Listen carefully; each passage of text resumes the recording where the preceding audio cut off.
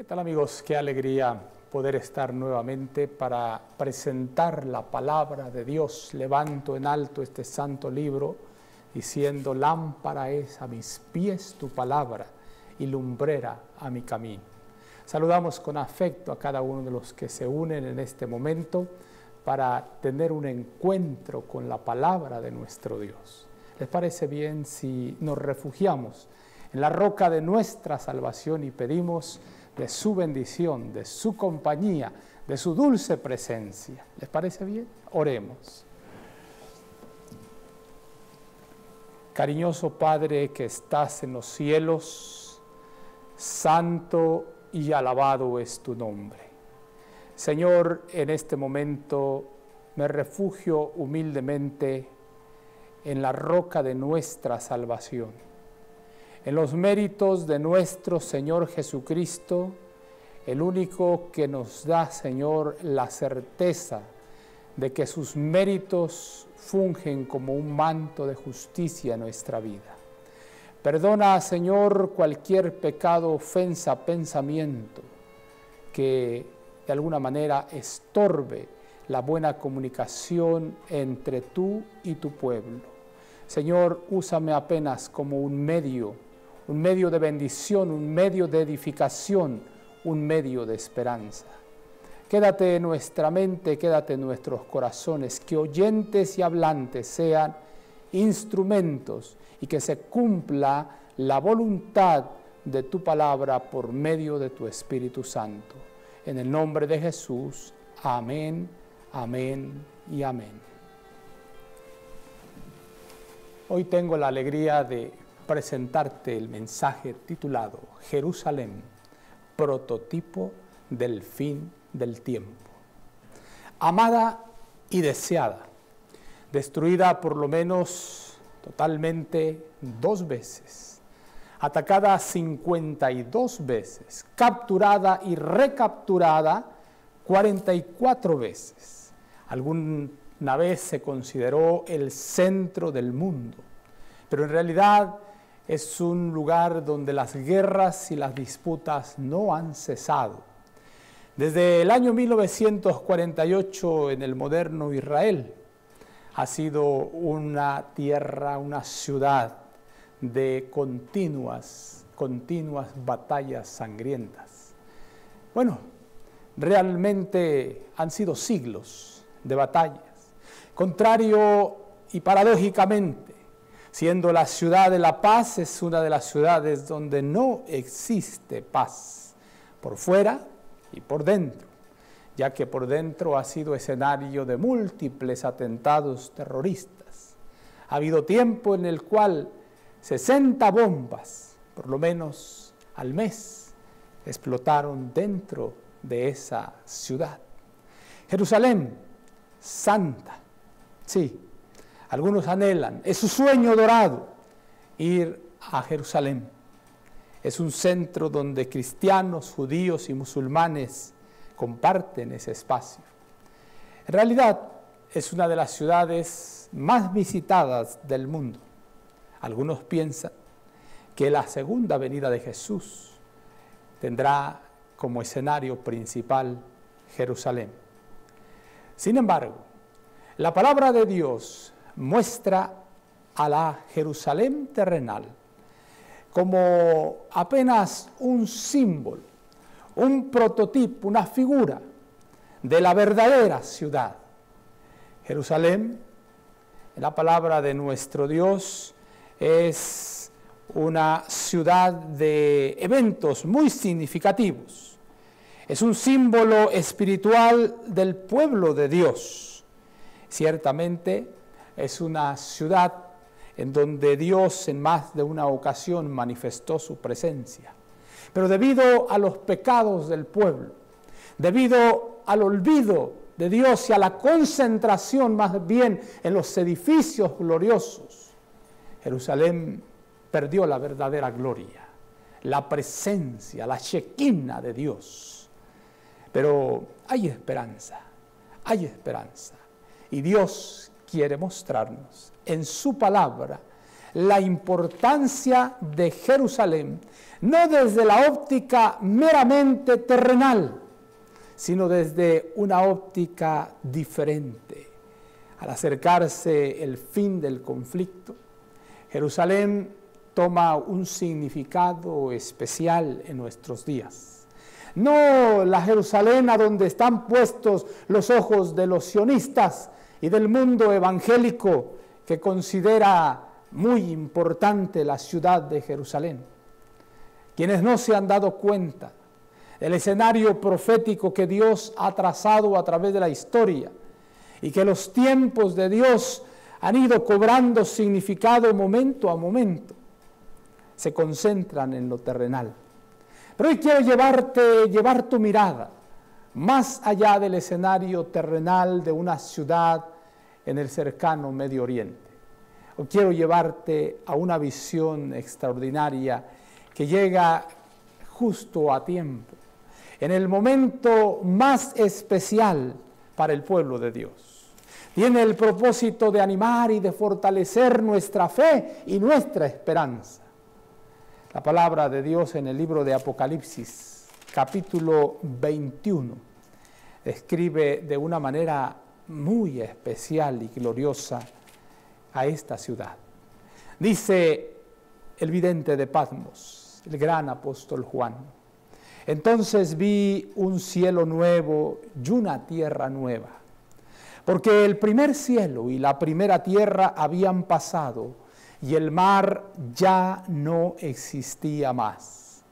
Y yo, Juan, vi la santa ciudad, la nueva Jerusalén, descender del cielo de Dios, ataviada como una esposa, hermoseada para su esposo.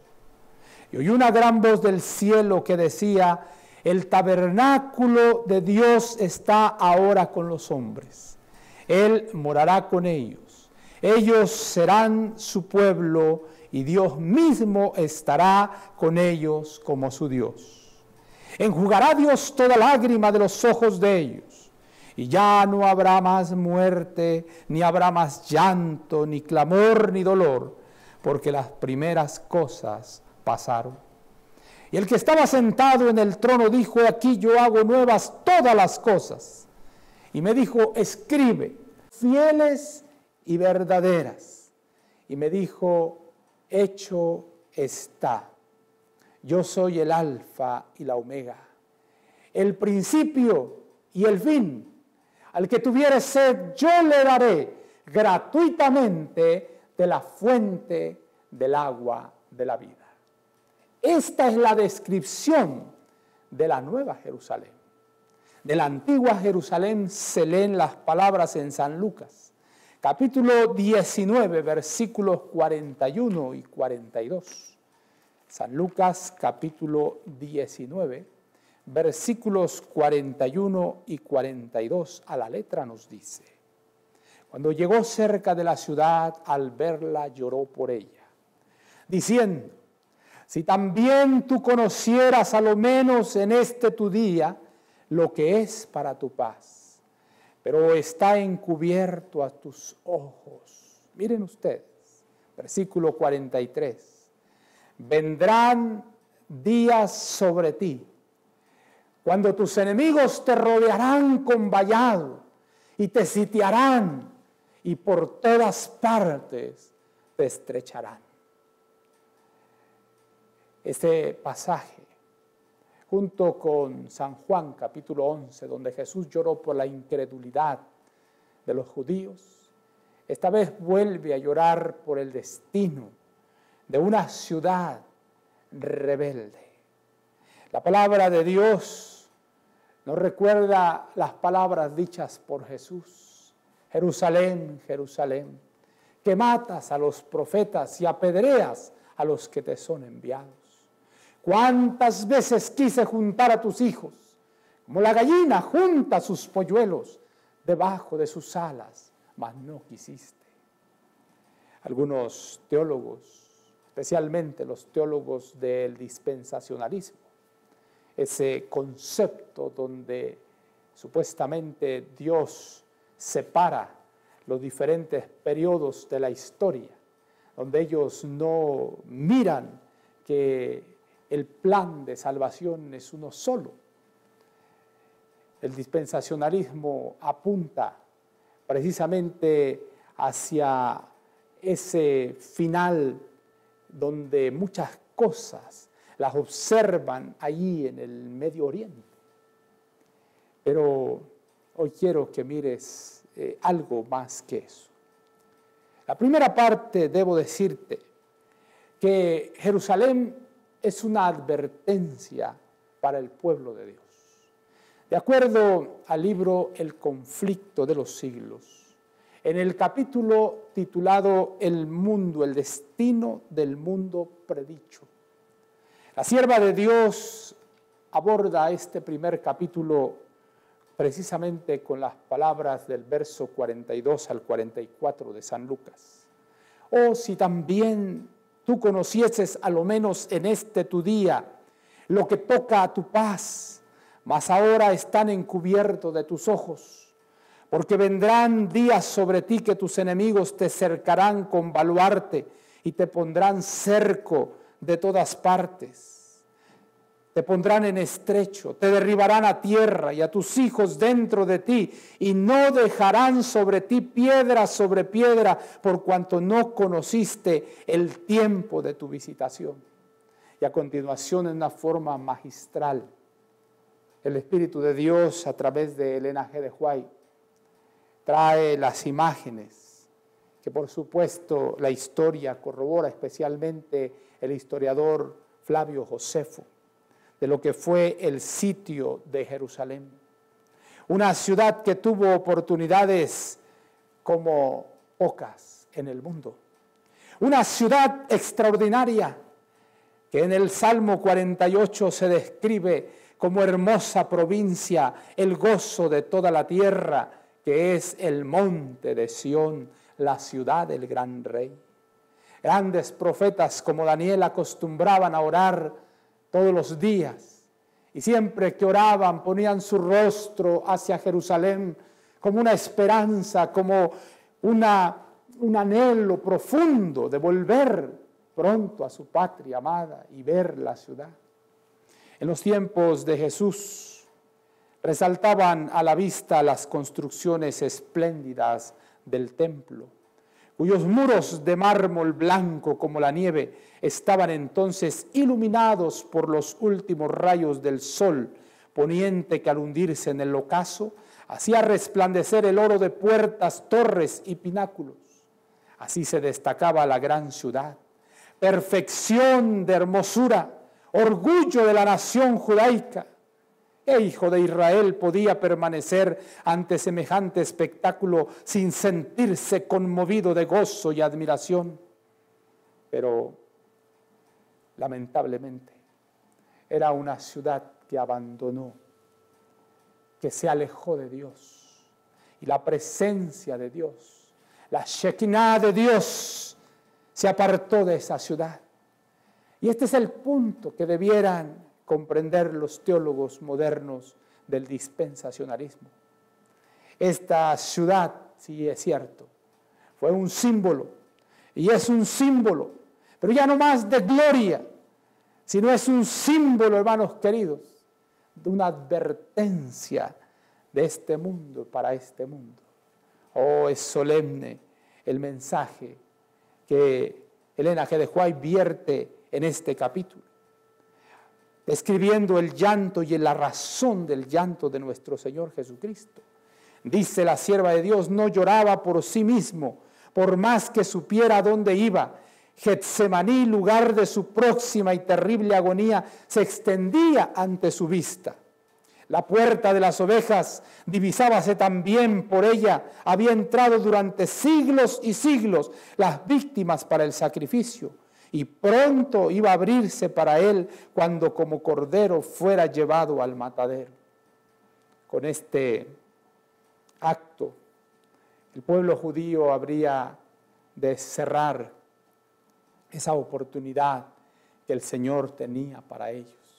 Más tarde, con el apedreamiento de Esteban en el año 34, finalmente culminó la oportunidad como pueblo escogido de ser esa luz gloriosa para el mundo. Y tristemente se convirtió en un escenario doloroso de sangre. Primero visitó el general Vespasiano a Jerusalén con el objetivo de sitiarla. Repentinamente se fueron, se alejaron. Fue la oportunidad para que los cristianos salieran de aquella Jerusalén amada. Siguiendo las indicaciones del maestro, huid a los montes, salieron a tiempo. Ni un cristiano murió. Pero pasado el tiempo, regresó Tito. Y cuando regresó Tito, los judíos se llenaron de un falso valor. Se volvieron temerarios. Y así la historia de aquel pueblo favorecido, pero lleno de apostasía y de rebeliones.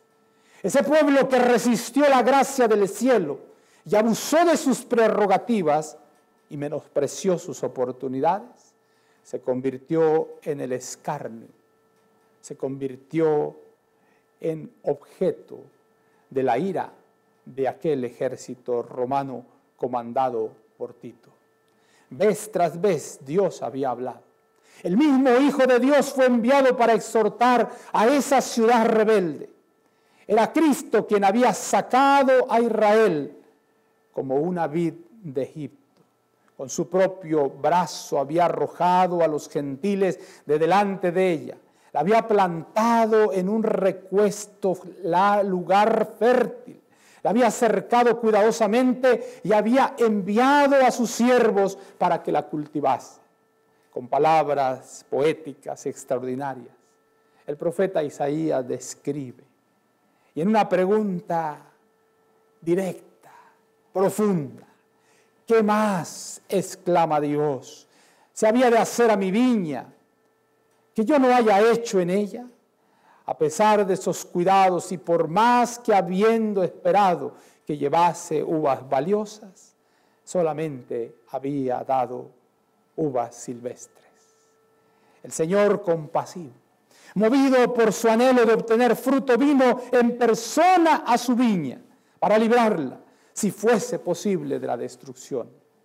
Por 3 años y medio, el Señor circundó aquella tierra, especialmente de Judea y Galilea, llevando las buenas nuevas de salvación, el Evangelio en persona.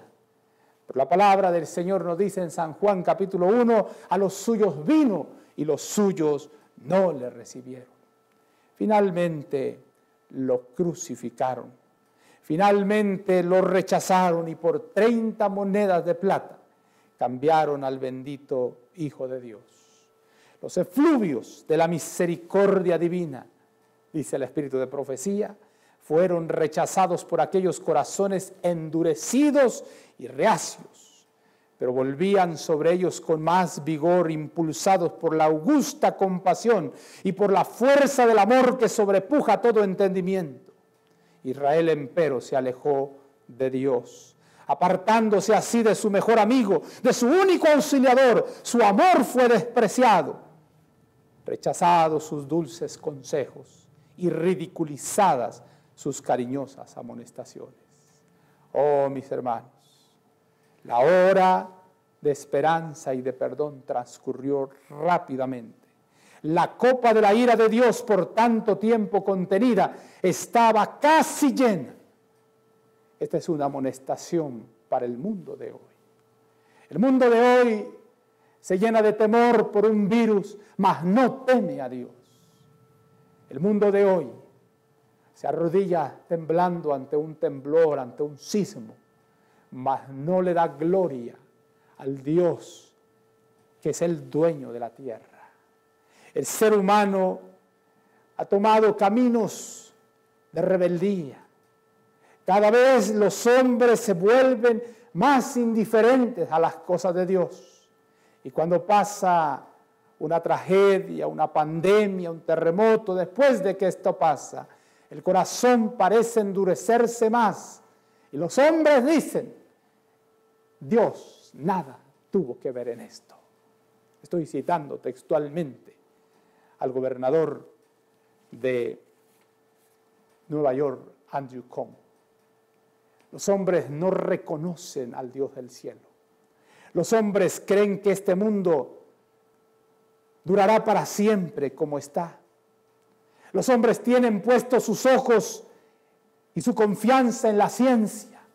Ahora mismo esperan ansiosamente que aparezca una vacuna para salir al mundo y contagiarse ya no de un virus, sino de ese pecado que tiene esclavizada a la humanidad. Pero un día, no lejano, este mundo tendrá que ser responsable de lo que el Señor ha sentenciado para este mundo. Oh, mis hermanos, ¿cuál no sería entonces la angustia de aquel cuya mirada profética abarcaba no unos pocos años, sino muchos siglos? Me refiero al Señor Jesús. Vio al ángel exterminador blandir su espada sobre la ciudad, que por tanto tiempo fuera morada de Jehová. Desde la cumbre del monte de los olivos, en el lugar mismo que más tarde iba a ser ocupado por Tito y sus soldados, miró a través del valle los atrios, los pórticos sagrados, y con los ojos nublados por las lágrimas, vio en horroroso anticipo los muros de la ciudad circundados por tropas extranjeras.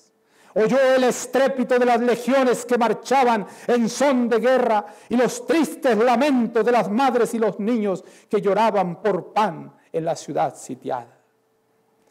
Josefo dice que fue terrible. Llegó el punto donde las madres comieron a sus hijos. Cruzando los siglos, el Señor Jesucristo con la mirada vio al pueblo del pacto disperso por toda la tierra como náufragos en una playa desierta. En la retribución temporal que estaba por caer sobre sus hijos, vio como el primer trago de la copa de la ira que en el juicio final aquel mismo pueblo debía apurar hasta las heces. Por eso el Señor Jesús exclamó: Jerusalén, Jerusalén, San Mateo 23:37. Tú que matas a los profetas y apedreas a los que son enviados a ti. ¿Cuántas veces quise juntar a tus hijos, como la gallina junta sus polluelos debajo de sus alas, pero no quisiste? Oh, mis hermanos, si tan solo los habitantes de Jerusalén hubiesen conocido el tiempo de su visitación, si hubiesen entendido la hora, las palabras de advertencia, pero nada de eso. Ese día, el Señor Jesucristo miró todavía más adelante, más allá del año 70 de nuestra era. Contempló para nuestros tiempos y miró la hora cuando este mundo alcance, cuando rebase la copa de la ira de Dios. Los lamentos de una raza caída oprimían el alma del Señor y le hacían prorrumpir en esas expresiones de dolor. Vio además las profundas huellas del pecado marcadas por la miseria humana con lágrima y sangre. Su tierno corazón se conmovió de compasión infinita por las víctimas de los padecimientos y aflicciones de la tierra. Anheló salvarlos a todos, pero ni aun su mano podía desviar la corriente del dolor humano que del pecado dimana. Pocos buscarían la única fuente de salud. Él estaba dispuesto a derramar su misma alma hasta la muerte y poner así la salvación al alcance de todos, pero muy pocos habrían de acudir a Él para tener la vida eterna. Realmente es digno de compasión ver al ser humano. Hemos sido tan desobedientes, nos apartamos tan fácil de Dios y preferimos vivir en ese clima de miedo, de dolor, de pecado, a cambio de unos segundos de placer, que acercarnos de todo corazón y convertirnos al Todopoderoso. Oh, mis hermanos queridos, El Señor Jesucristo no solo miró el juicio que iba a venir sobre Jerusalén, sino aquel día su mirada se extendió a través de los siglos. Contempló cómo sus preceptos habrían de ser menospreciados, cómo millones de almas sujetas al pecado y esclavas de Satanás, condenadas a sufrir la segunda muerte, se negarían a escuchar las palabras de verdad en el día de su visitación. Terrible ceguedad, extraña infatuación, exclama la sierva de Dios. Mis queridos hermanos, el tiempo llegó y aunque el Señor amonestó de manera constante aquella Jerusalén, la ciudad amada, experimentó un anticipo de lo que será el final del tiempo, la última escena de la historia en este mundo, cuando los juicios de Dios caigan sin mezcla de misericordia. ¿Cuántos llamados? ¿Cuántas veces Dios misericordiosamente ha velado por sus hijos y por este mundo? Porque Jehová no quiere la muerte del impío.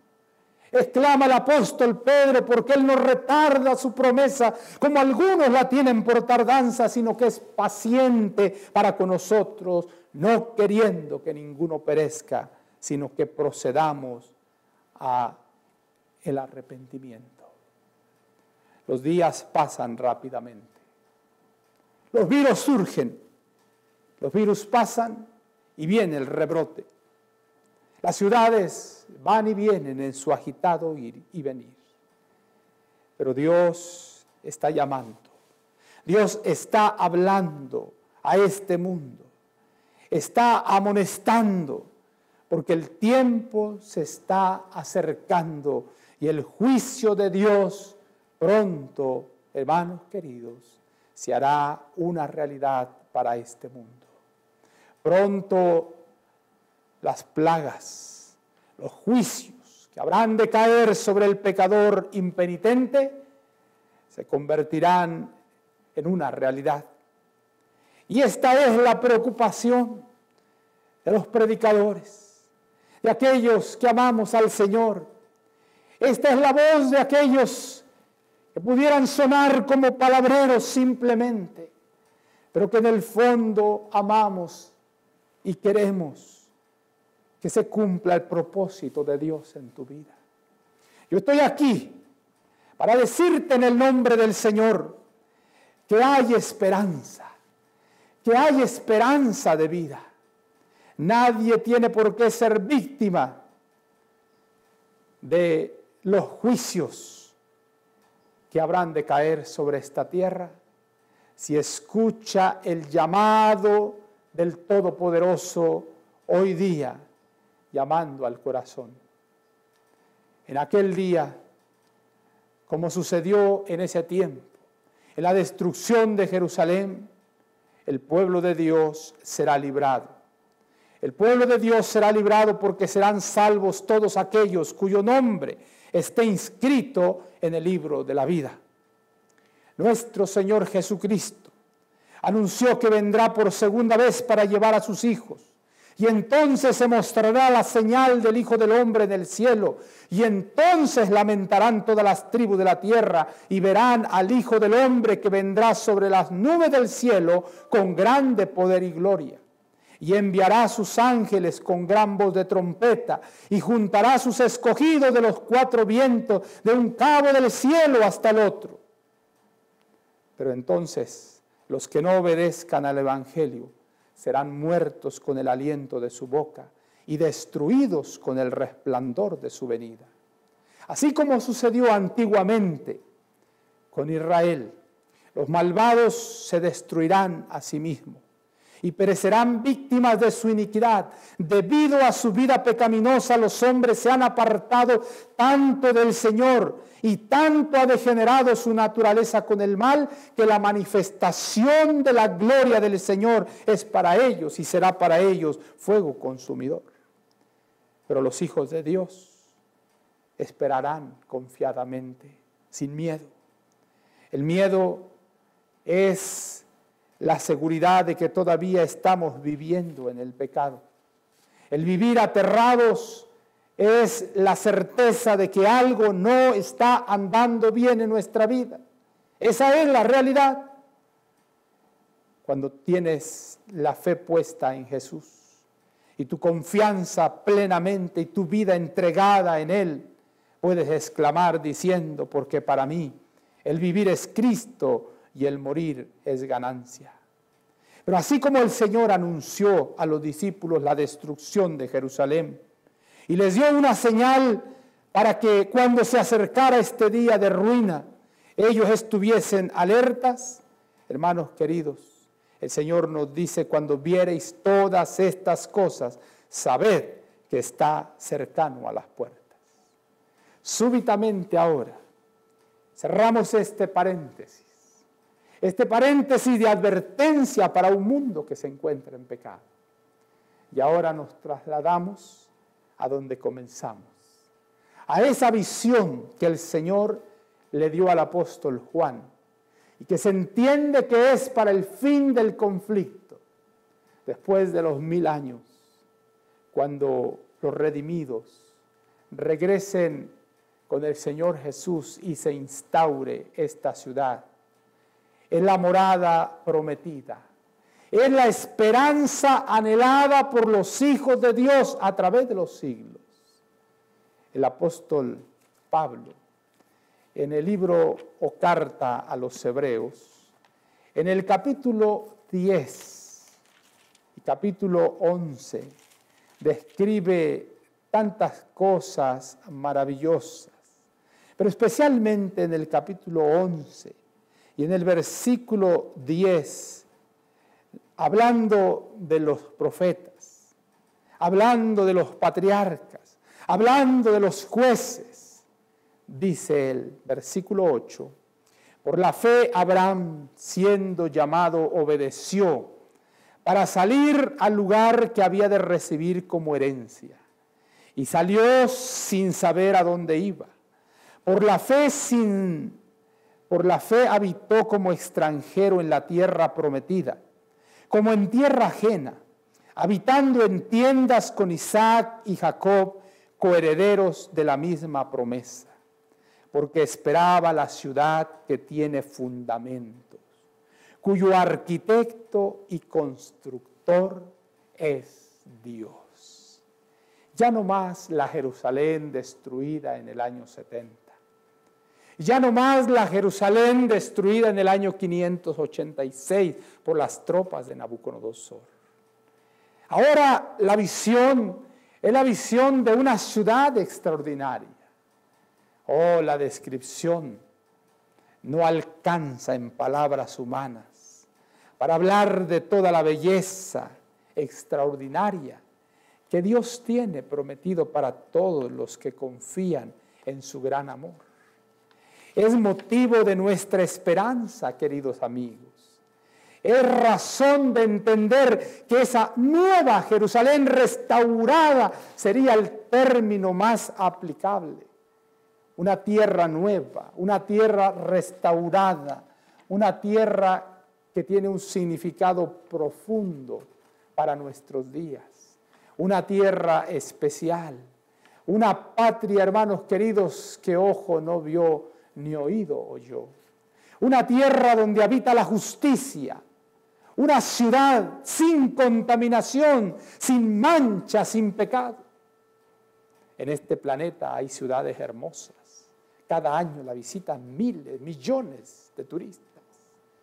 París, Roma, ciudades como Venecia, ciudades que están esparcidas por todo el mundo.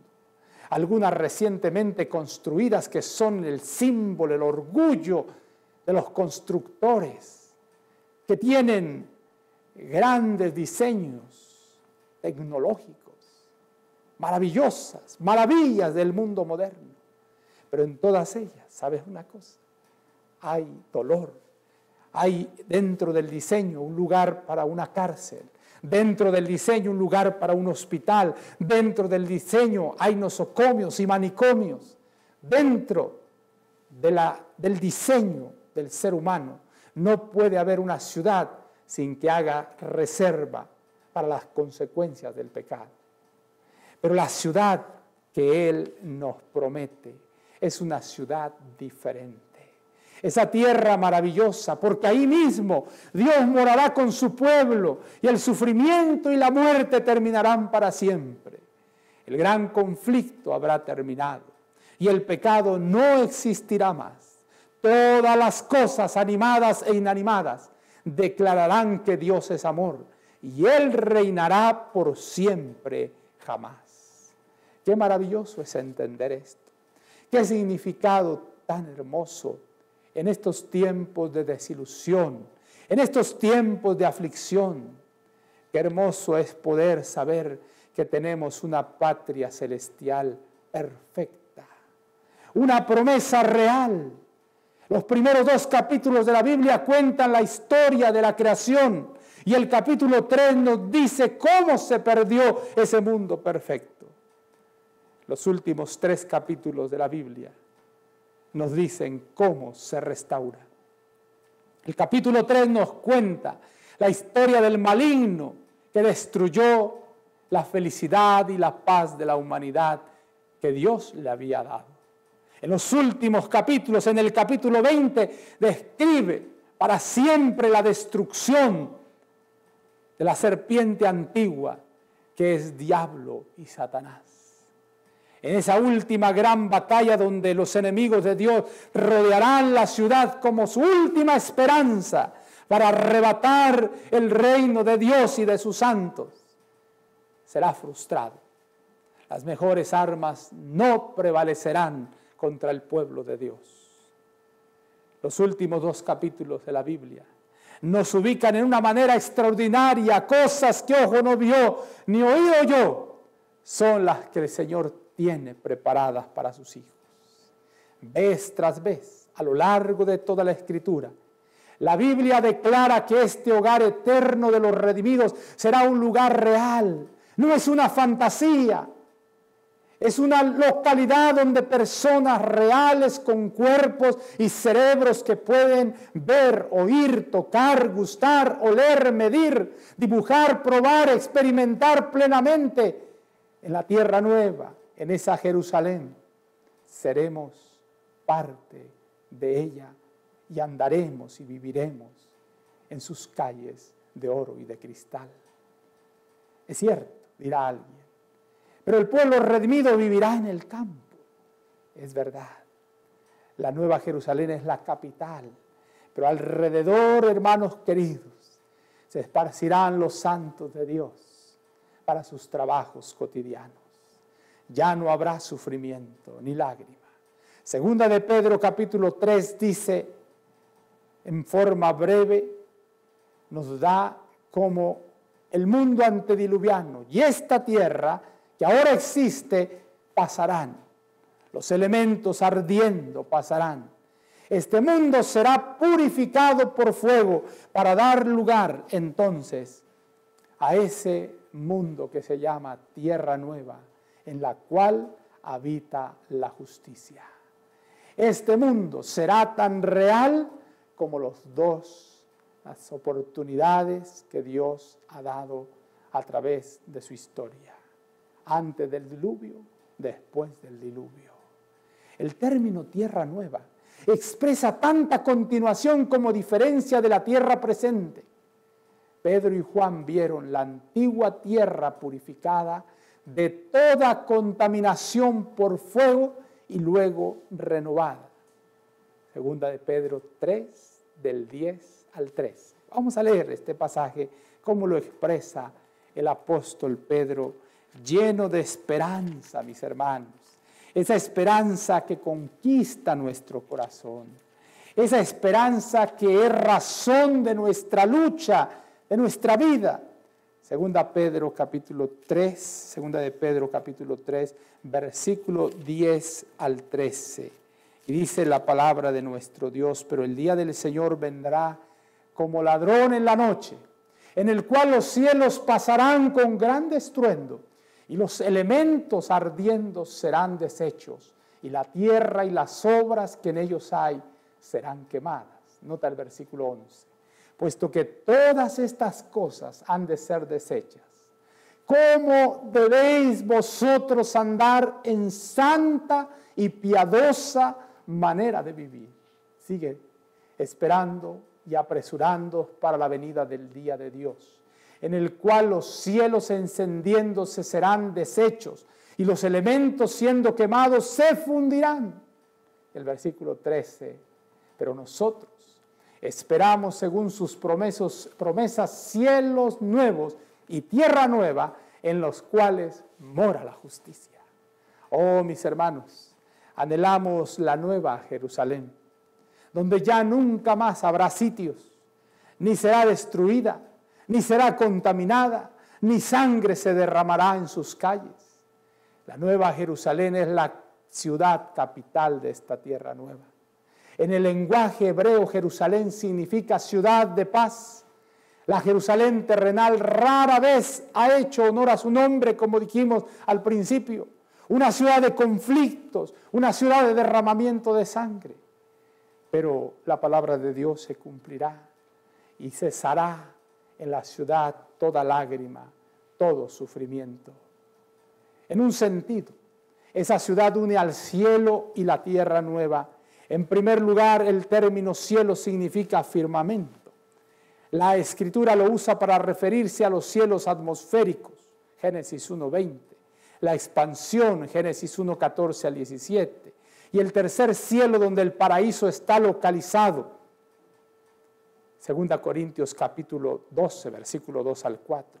De esta conexión de cielo como paraíso, es que pasó a ser un sinónimo como un paraíso final, el lugar del trono y la morada de Dios.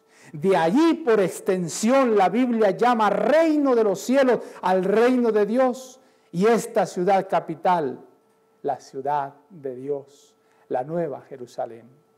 Oh, mis hermanos, la descripción física es extraordinaria.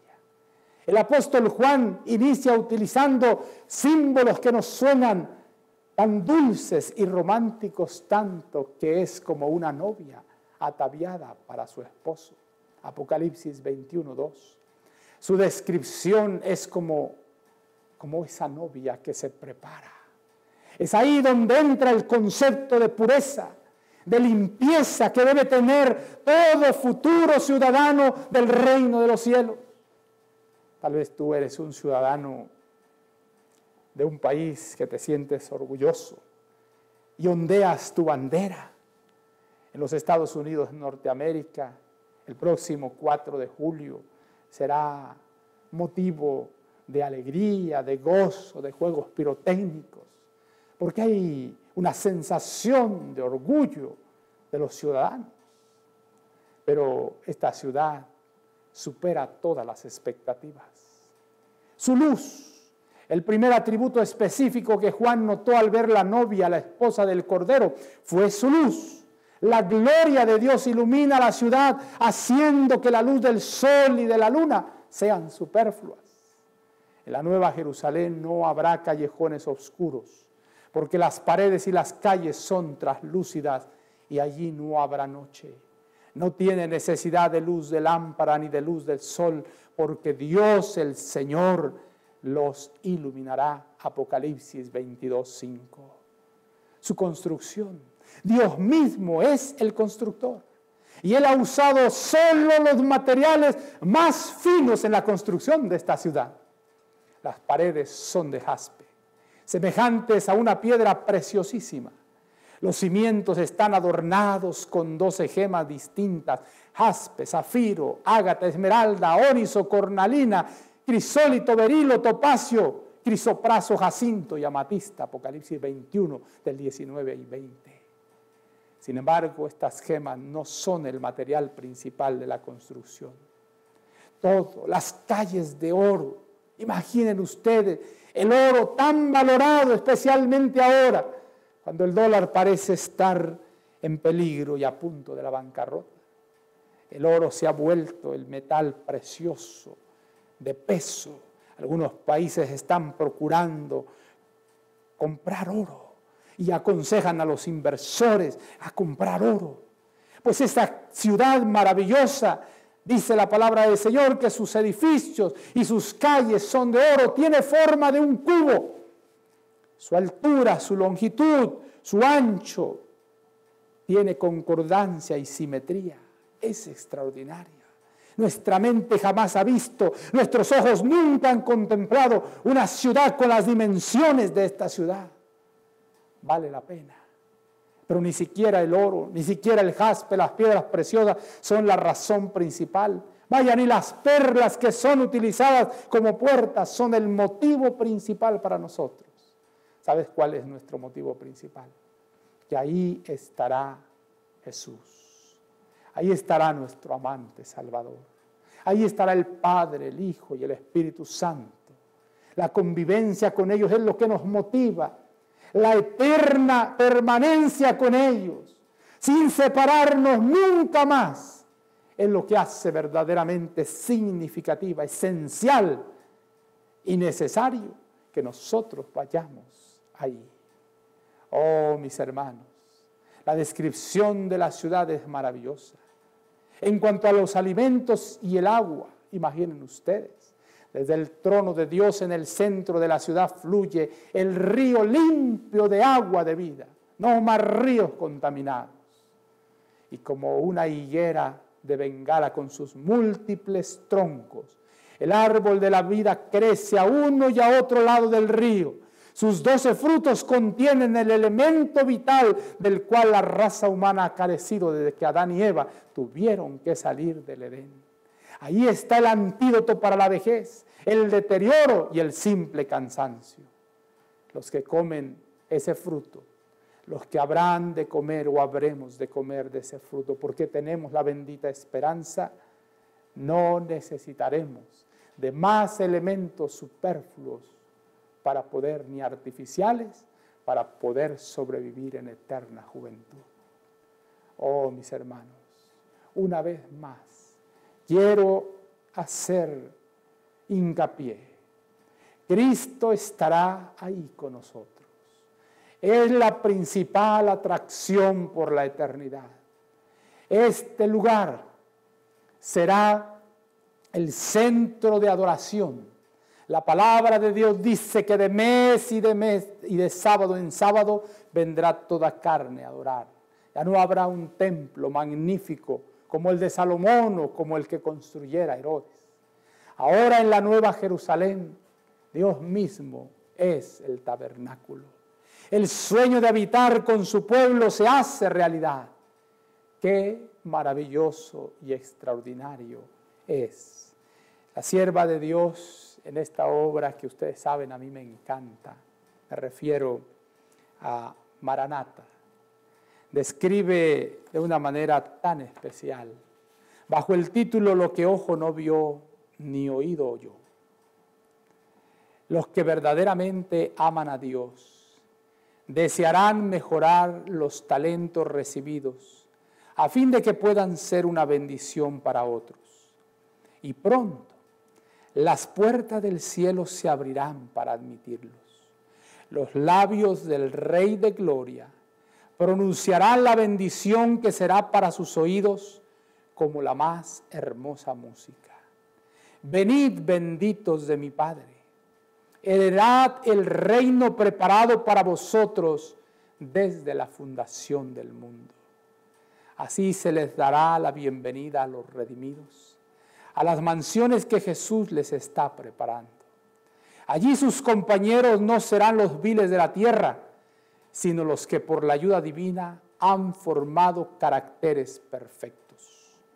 Toda tendencia pecaminosa, toda imperfección ha sido eliminada por la sangre de Cristo y se les imparte la excelencia y brillantez de su gloria que excede por lejos el fulgor del sol en su esplendor meridiano. La belleza moral, la perfección de su carácter de Cristo resplandece a través de ellos con una excelencia que sobrepasa ese esplendor exterior. Están sin culpa ante el gran trono blanco, compartiendo la dignidad y los privilegios de los ángeles, cosas que ojo no vio, ni oído oyó, ni han subido en corazón de hombre, son las que Dios ha preparado para los que le aman. Teniendo en vista esta gloriosa herencia, ¿qué recompensa dará el hombre por su alma? Quizás sea pobre, pero posee una riqueza y dignidad que el mundo jamás puede otorgar. Morar para siempre en este hogar de los bienaventurados, llevar en el alma, el cuerpo y el espíritu, no los oscuros estigmas del pecado y la maldición, sino la perfecta semejanza de nuestro Creador, y a través de los siglos sin fin, progresar en sabiduría, conocimiento y santidad, explorando siempre nuevos campos del pensamiento y hallando siempre nuevos prodigios, nuevas glorias, creciendo siempre en capacidad de conocer, disfrutar y amar, sabiendo que quedan todavía delante de nosotros gozo, amor y sabiduría infinitos. Tal es el fin hacia el cual dirige la esperanza el cristiano, el fin para el cual nos prepara la educación cristiana. Amigos míos, llego al final de este mensaje con un llamado doble para aquellos que todavía están en el valle de la indecisión, aquellos que todavía están pensando que aquí en este mundo se puede encontrar la paz y la felicidad. Ninguna ciudad, ningún país te ofrece los privilegios y las bendiciones exclusivas que emanan de la Nueva Jerusalén. El llamado es para ti, que todavía no has hecho tu decisión por Cristo. El llamado es para ti, querido amigo, para ti que estás lejos de Dios, para ti que estás yendo por un camino de perdición y de oscuridad. El llamado es para ti, mi hermano, para ti que me estás viendo.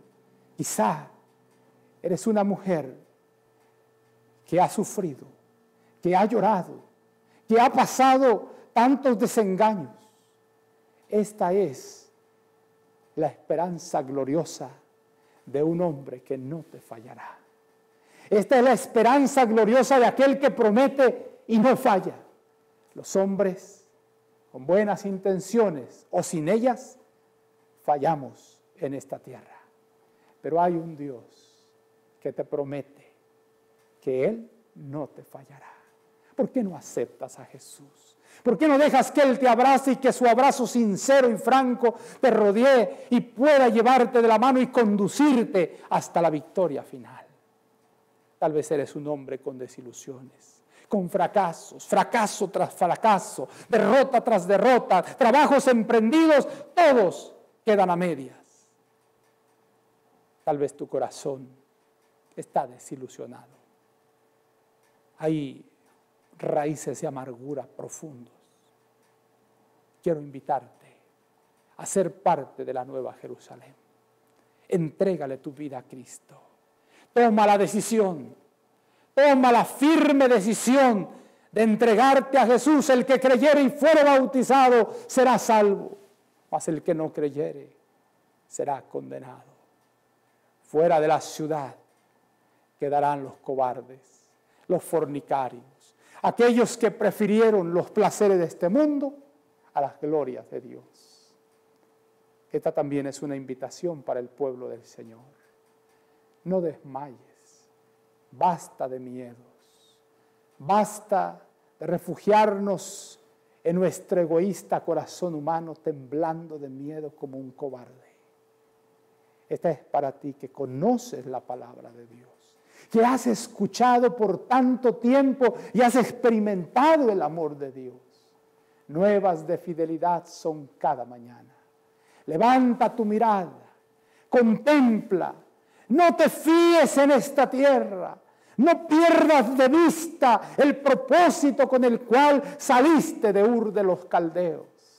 Marcha, sigue a tu líder, Jesús es nuestro capitán. Entrega tu vida en santa consagración. Jesús viene pronto, más pronto de lo que imaginas, y pronto veremos cumplido los sueños de Dios. Que el Señor te bendiga y te guarde. que Él haga resplandecer su rostro sobre ti y tenga de ti misericordia. Oremos. Cariñoso Padre, con profunda humildad, Señor, pido tu bendición. Pido que tu Santo Espíritu nos lleve a una experiencia de arrepentimiento y perdón. Ayúdanos, Señor, a quitar nuestros ojos de este mundo. Hay casas bonitas, hay residencias, pero ninguna, Señor, se compara con las moradas que has prometido. Ningún placer experimentado en esta tierra tiene el valor profundo de la tierra prometida. Queremos ir, oh Dios eterno, no a la Jerusalén terrenal. No queremos centrar nuestros ojos en esa tierra. Queremos poner nuestros ojos en la Jerusalén que has prometido. Llena nuestro corazón de fe, de esperanza y de amor. Guárdanos, Señor, muy cerca de ti. Perdona nuestros pecados. Límpianos con la sangre preciosa de Jesús y haznos aptos para ser ciudadanos de esa Jerusalén amada. En el nombre poderoso de Jesús lo agradecemos todo. Amén, amén y amén.